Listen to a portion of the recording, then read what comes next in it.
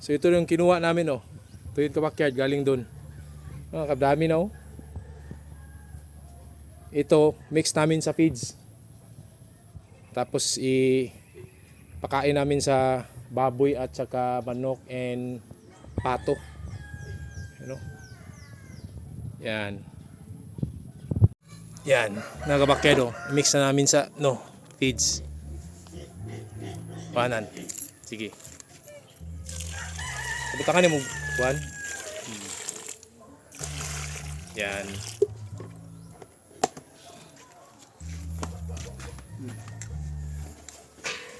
Yan. Kain naman sa baboy, oh. Oh, yo. Oh, di ba? Ang lakas sila kumain ka backyard. Tignan mo. Asula tapos feeds. So yung mixing natin 70-30. Yan. Oh, iniinay lang. Oy, ayay ka.